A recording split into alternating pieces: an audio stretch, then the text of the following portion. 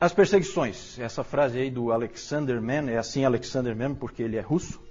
Também foi um mártir esse Alexander Mann. Ele disse o seguinte: nenhuma criatura viva, exceto o homem, é capaz de assumir um risco e até mesmo o risco de morte por causa da verdade. Milhares de mártires que já viveram são um fenômeno único na história do nosso sistema solar. Pode passar. É interessante porque a perseguição ela começou com os judeus. Quem perseguiu primeiro a igreja foram os judeus. E Roma era o protetor. Não é assim que a gente vê no Novo Testamento? Vem os judeus vêm e eles querem massacrar os cristãos, né? O que a gente vê lá? Paulo apelando para César, apelando para Roma para escapar. E Roma acabava, no seu sistema legal, acabava protegendo a igreja. E depois, lá pelo ano 60, há uma inversão. Quem protegia passa a ser o grande algoz. E Roma passa a ser o grande perseguidor da igreja. É interessante, é claro que aqui nós vamos falar dos mártires, e é interessante que na igreja primitiva os mártires têm assim uns fatos pitorescos, né? Era muito comum comemorar o aniversário dos mártires. Só que depois de mortos.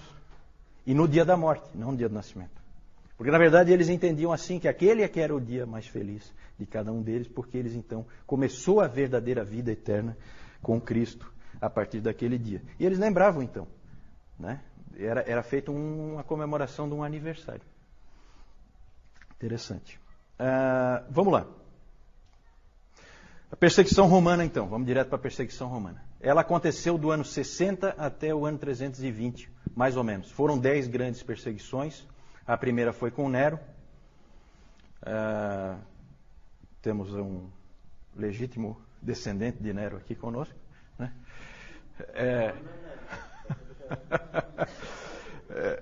E aí nós temos as 10 perseguições, então. Nero, Domiciano, Trajano, Marco Aurélio. Marco Aurélio tem algum aí? Também vai para aquela minha lista. Sétimo Severo, Maximino, Trácio, Décio. O Décio. Décio não está mais, né? O Décio. Esse Décio é bom. Esse aí é fera. Porque foi com esse imperador Décio que houve a primeira perseguição generalizada no Império. Ele foi o primeiro a querer realmente destruir o cristianismo completamente. Os outros não, nós já vamos falar sobre isso. Depois Valeriano, Aureliano, e depois a outra perseguição generalizada, porque eu também marquei aí, numa cor diferente, é a perseguição sob Diocleciano, que também foi uma tentativa de varrer o cristianismo totalmente do Império. As outras todas seguiram o padrão de Trajano, assim chamado. Usa-se essa expressão, padrão de Trajano. Trajano aqui, ó. Qual é o padrão de Trajano? Existe uma carta de Trajano para o governador Plínio, da Bitínia, dizendo como que ele tinha que se comportar em relação aos cristãos. E ele dizia o seguinte para o Plínio: não gaste tempo com os cristãos, não faça nada. Deixe eles quietos, não faça nada. A não ser que haja o quê? Denúncia. Se alguém vier reclamar para você de que aquele cara é cristão, aí você dá um jeito nele, obriga ele a adorar o imperador para resolver o problema. Então, esse foi, na maior parte do tempo, a perseguição foi assim, certo? Então, era assim, se você tinha um vizinho encrenqueiro, né, Emerson? Né? Você tinha um vizinho encrenqueiro, então você estava numa situação difícil, porque ele ia acabar te denunciando e aí você ia ser colocado contra a parede. Na maior parte do tempo, os cristãos viviam tranquilos, não havia problema, não havia dificuldade, a não ser que houvesse denúncia. É claro que você fica com medo o tempo inteiro, porque a qualquer momento alguém pode te denunciar. Então, era uma situação ruim. A primeira perseguição é interessante ali, a perseguição sob Nero, foi uma perseguição terrível. E aí nós temos o historiador romano Tácito, que não tinha nada de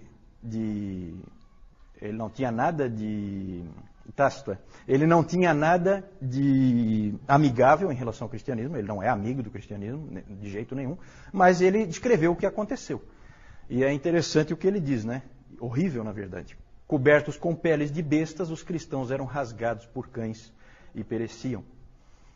Ou eram pregados a cruzes, ou consumidos por chamas para servirem como iluminação noturna nos jardins de Nero.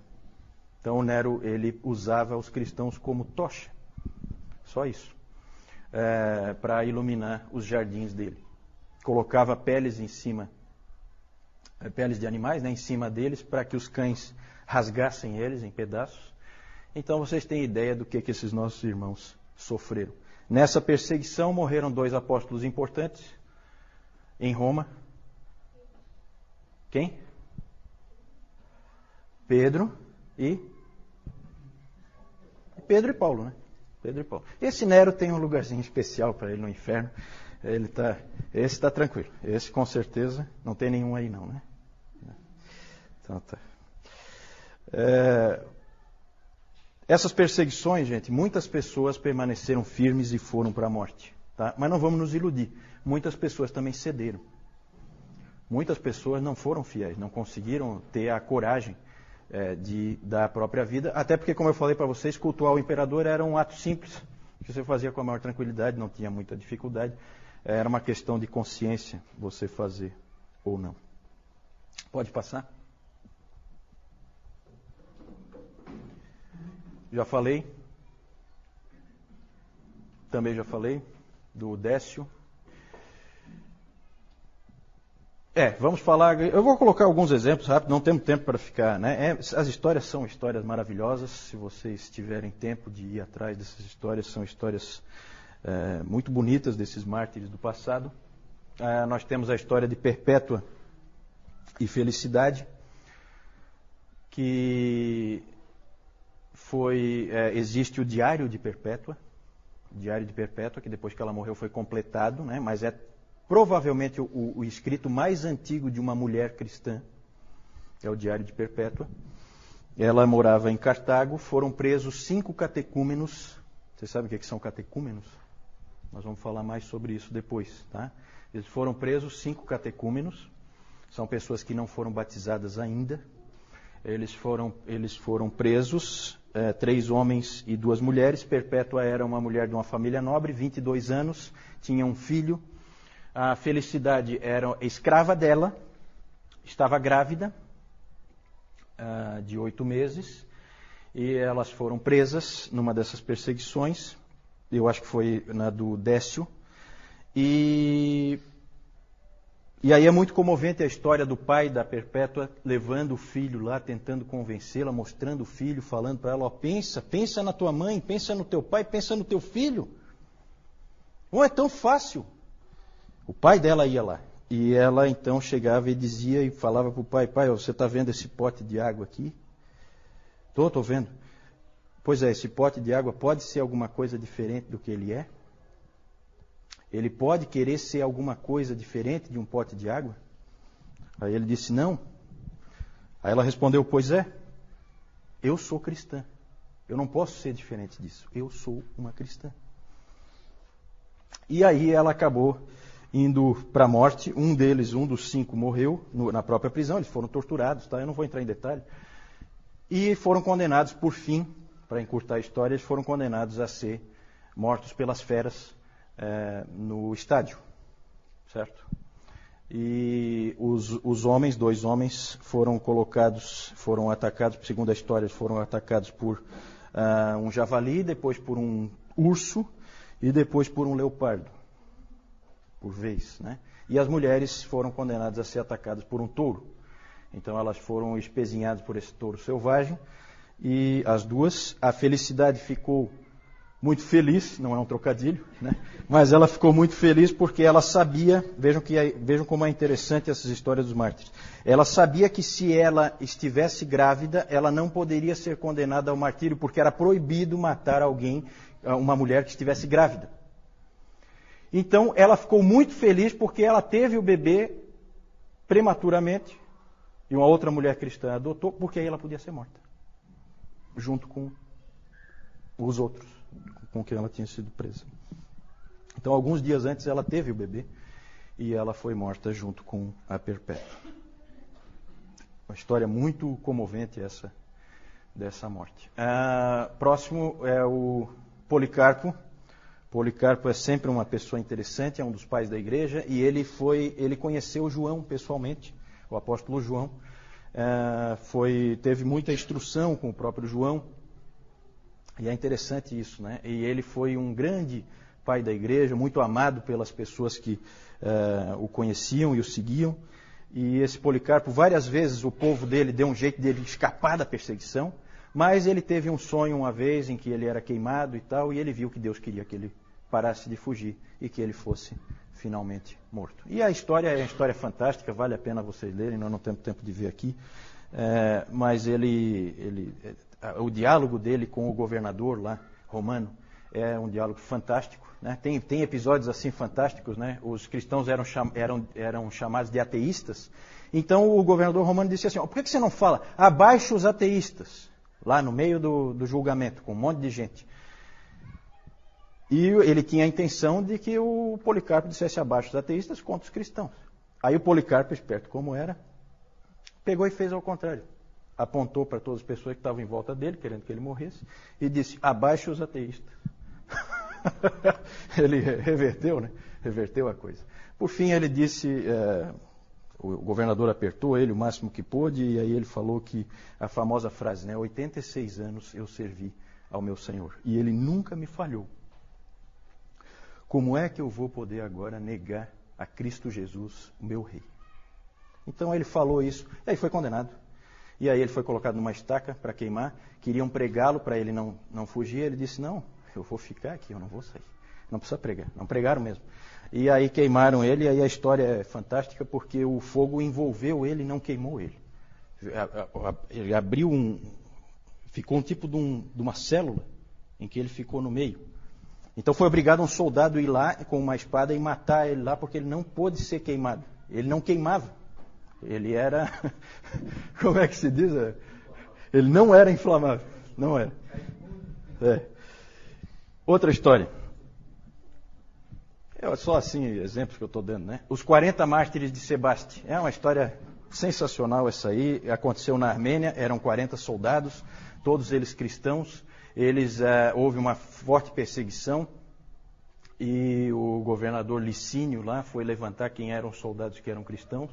Soldados romanos, veja que interessante. Soldados romanos eram cristãos, eles então foram condenados e a punição que o governador estabeleceu para eles foi colocá-los num lago gelado durante a noite inteira. Eles tiraram a roupa, entraram os 40 no lago e iam ficar lá a noite inteira.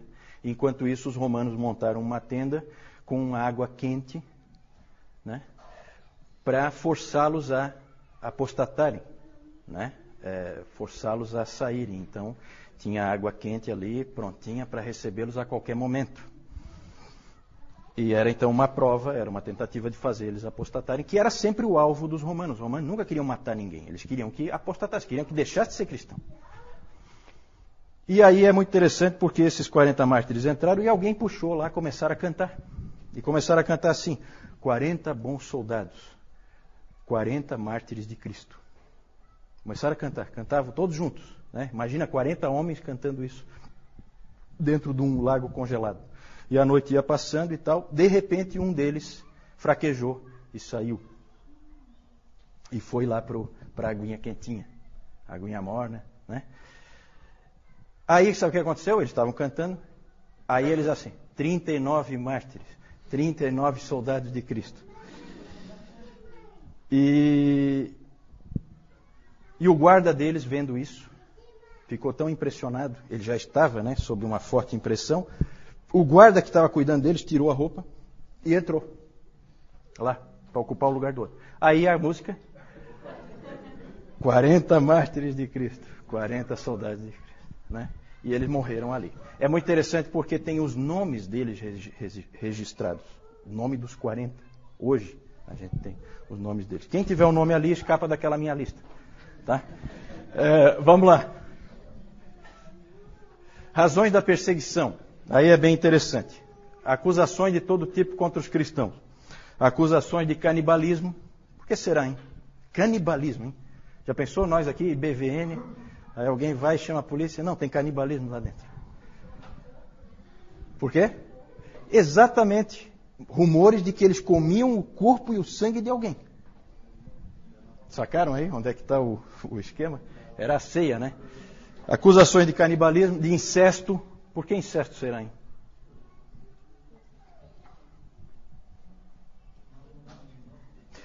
Porque chamavam de irmão, irmã, né? Então era casado com a irmã.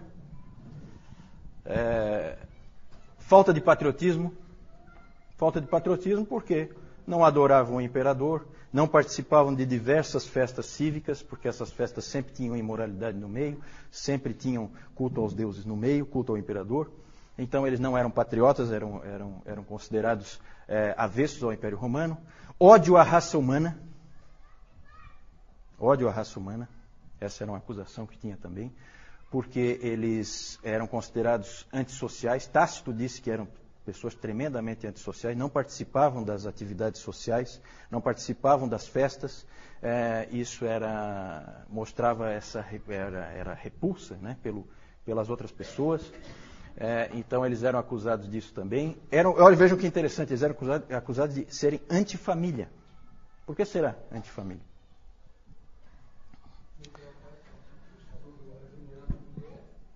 Não é porque... Tipo o que a gente viu ali a história da Perpétua, né? Certo? Ela acabou abandonando o filho, o pai, a mãe, né? Por causa de Cristo. Certo? E quando os romanos tinham aquela coisa que a gente vê em muitas religiões pagãs, de adoração aos antepassados. Então, depois João vai mostrar um altar aos antepassados, para você cultuar os antepassados e tal. Tudo isso eles não tinham. Eles eram cristãos. O cristão não tem nada disso. O cristão não adora ninguém a não ser Deus. E eram acusados de serem a causa de todas as catástrofes possíveis e imagináveis. Tudo de ruim que acontecia era culpa deles, dos cristãos. Tudo. O Tertuliano até tem uma frase interessante, Tertuliano, que ele diz assim, se o Tibre transborda, o Tibre é o principal rio lá da Itália, né, que passa lá por Roma. Se o Tibre transborda, se o Nilo não chega aos campos, se o céu não se move, provocando a estiagem, ou se a terra se move produzindo um terremoto, se há uma fome, se há uma peste, o clamor é um só: joguem os cristãos aos leões. Era assim que a coisa funcionava. Sempre a culpa era dos cristãos. Conforme o Império Romano foi declinando, isso foi piorando bastante para o lado dos cristãos. Certo? Que aí era a culpa deles. O Império vai mal, culpa da presença dos cristãos. Acusado de pobreza, né? Minúcius Félix disse que na verdade isso aí é motivo de orgulho, não é de... Mas naquele tempo era motivo de acusação. E a mais estranha de todas, acusado de ateísmo, como nós vimos na história do Policarpo. Por que será em ateísmo? Eles adoram um Deus que é invisível. Deus invisível não conta. Na cabeça do romano, Deus invisível não conta. Né? Então, adoravam um Deus invisível. Né? E adoravam um homem. Então, ateísmo. Então, acusações bem estranhas. Mas o principal, o que mais pegava mesmo, é o próximo aí, que é a recusa em adorar o imperador. Ali pegava. As outras acusações até dá para encarar. Mas é evidente que Roma tinha uma preocupação com esse tipo de atitude, de não adorar o imperador, porque a adoração ao imperador era vista como uma coisa patriótica, cívica. Se você começa a ir contra isso, você, na verdade, está colocando o império em risco aos poucos. É um que não quer, outro que não quer, daqui a pouco ninguém quer. Então, havia um medo do império. Então, isso aí foi uma das principais causas de morte para os cristãos nessa época. Pode passar. Mais tarde, eles passaram a ser perseguidos só por terem o nome de cristãos. Aí já é coisa do preconceito mesmo. Todo mundo passou a odiar os cristãos provocam todas as catástrofes que acontecem. E aí no segundo, no terceiro, no quarto século e no quinto século também, era muito comum, sempre em todos os cultos, eles liam esse texto de 1 Pedro 4,16. Mas se sofrer como cristão, não se envergonhe disso, antes glorifique a Deus com esse nome. Porque você está sofrendo só por causa do nome, mais nada. Só porque você é cristão. E isso foi o que acabou acontecendo mais tarde. Pode passar? propósito que os romanos tinham com a perseguição, principalmente a apostasia, e acabava martirizando os obstinados, os que não cediam. Certo? Vamos adiante.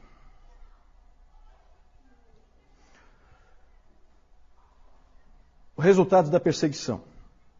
O F.F. Bruce, ele disse que a igreja estava preparada para a catástrofe desde o seu início. O próprio Senhor da igreja, o Senhor Jesus Cristo, tinha preparado. Ele tinha dito, se perseguiram o Senhor, como é que não vão perseguir os servos? Não é? Não foi isso que ele disse? Então a igreja sempre esteve preparada para tomar pau. Para levar a bordoada. Sempre esteve preparada. E isso pesou muito a favor da igreja. Ela se fortaleceu em meio à perseguição. Ela, na verdade, foi purificada. Vocês podem imaginar que nesse tempo não tinha muito cristão nominal. Quem é cristão de verdade. Não é cristão só de nome, né? Porque não é fácil ser cristão nessas condições. Não é nada fácil. E então provocou uma purificação da igreja. A igreja era muito pura nessa época. E também provocou a extensão da igreja, aquela frase do Tertuliano, o sangue dos mártires é a semente da igreja. O interessante aí é que chegou uma época, a igreja estava tão preparada para a perseguição, que chegou uma época, gente, que as pessoas começaram a buscar o martírio. Aí os presbíteros, os líderes da igreja, tiveram que segurar essa turma, porque o cara começava a querer ser morto. Tinha gente fazendo de tudo. Aí era aquela coisa, é por denúncia, então eu mesmo vou me denunciar. Já que eu não tenho um vizinho mala, como alguns irmãos aqui têm, né? Eu mesmo vou lá me denunciar. Então, começou a ter esse tipo de situação. E um fato pitoresco é o Orígenes, né? Alguém já ouviu o nome do Orígenes? Orígenes é um dos pais da igreja também. E o Orígenes, o pai dele, foi martirizado. E aí o Orígenes era jovem, gurizão, também queria ser martirizado por toda a lei. Não, meu pai foi, eu também vou. E fazia de tudo para ser martirizado. Aí a mãe dele teve uma ideia. Escondeu toda a roupa dele. Aí ele ficou com vergonha de sair na rua pelado. E então aí ele acabou escapando do martírio, né? A mãe dele foi esperta, achou uma solução prática, escondendo toda a roupa dele. E foi muito bom, porque o Orígenes depois foi um homem extremamente útil para a igreja, né? Foi um homem que fez muita diferença para a igreja. Depois nós vamos falar dele, um cristão de Alexandria. É importante, para terminar essa parte das perseguições, é importante a gente lembrar de algumas coisas, que nem sempre a perseguição fortalece a igreja. Às vezes a gente tem essa ideia, né? Às vezes tinha gente que às vezes falava, aí a gente ouvia aqui no Brasil, alguns líderes aí dizendo, era bom que viesse uma perseguição para purificar a igreja e tal, né? Cuidado, gente. Tá? São muito bonitas essas histórias, mas eu tenho certeza que nenhum de nós queria estar ali.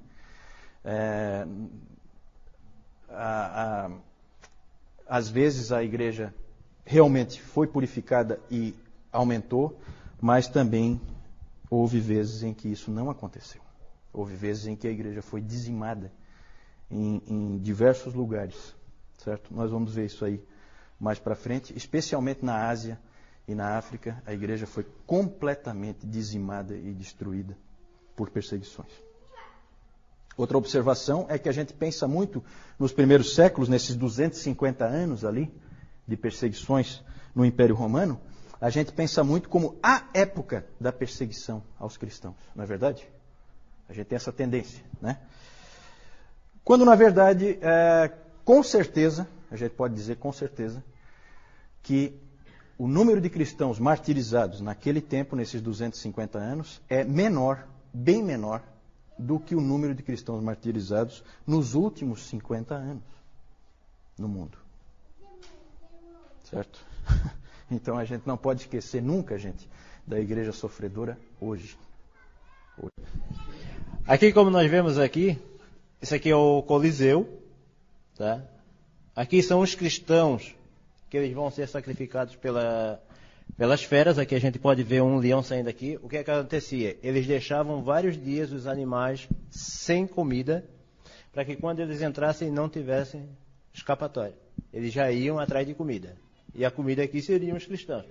E se nós olharmos aqui, isso aqui são, o que o Juliano falou ainda há pouco, cristãos pendurados aqui, servindo como iluminação para o estádio aqui. Então, além dessa carneficina aqui, ainda tinha outra coisa aqui bem parecida.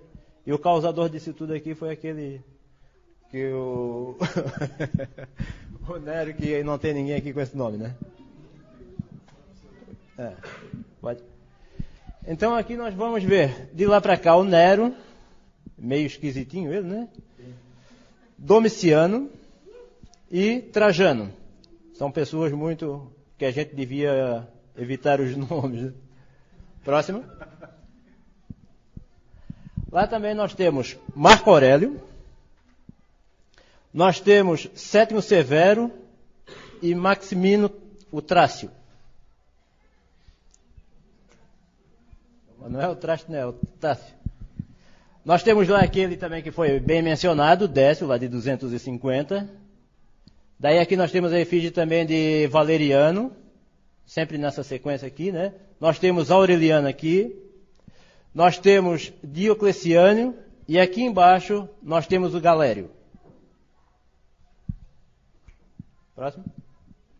Aqui nós temos aquela história bonita que o Juliano falou, da perpétua felicidade, que por terem se mantido firmes como cristãs, elas foram colocadas lá no ringue, lá no ringue, pode ser ringue ali também. E foram, como o Juliano falou, espetadas pelos touros, tá? E apesar disso... Depois os soldados finalizavam para a pessoa morrer, porque o animal não matava definitivamente, então o soldado ia lá e finalizava. Eu ia chegar lá. Era a próxima coisa que ia dizer. Depois disso, quando elas ainda estavam vivas, elas ainda eram espetadas pelas espadas. E aqui a gente pode ver ali a Perpétua ainda tirando a espada que ela foi cravada aqui nela. Aqui nós temos Policarpo. E aqui nós temos aqueles 40 mártires de Sebaste. Aqui já inclui aquele que saiu ou aquele que entrou. Que nós não temos. Próximo então. Aqui nós temos o altar familiar do cultos aos antepassados. E aqui a adoração do imperador. Inclusive aquele lá de Augusto ali. Era colocado aqui, as pessoas passavam, faziam reverência a ele. E aqueles que se negavam, daí eles tinham a punição. Aqui nós temos... Foi uma falha? Foi uma falha. Eu esqueci de falar, tá, gente? Que quando você sacrificava, você não, que eu espero que você não fosse sacrificar, que você ficasse firme. Mas quando um cristão apostatava e ele sacrificava efetivamente ao ídolo, ou ao imperador, no caso, ele recebia o chamado libelo, que era um documento provando que ele fez o culto ao imperador, adorou ao imperador. Né? Isso dava para ele uma série de garantias, fazia com que ele parasse de ser perseguido, ele podia ter vida normal, diferente de outros cristãos que não possuíam esse documento. Então esse é o libelo que tinha essa intenção. A Jussara perguntou quanto à fonte das informações que tem aqui. Né? A maioria das informações vem da palestra do David Calhoun. Né? Boa parte dessas informações estão repetidas nos livros, porque ele utiliza os livros como referência dele. Né? Mas alguma coisa não aparece lá. Alguma coisa é coisa que ele trouxe de outros livros. Então não vai aparecer lá alguma dessas informações. Você sabe de onde que ele tirou isso? De manuscritos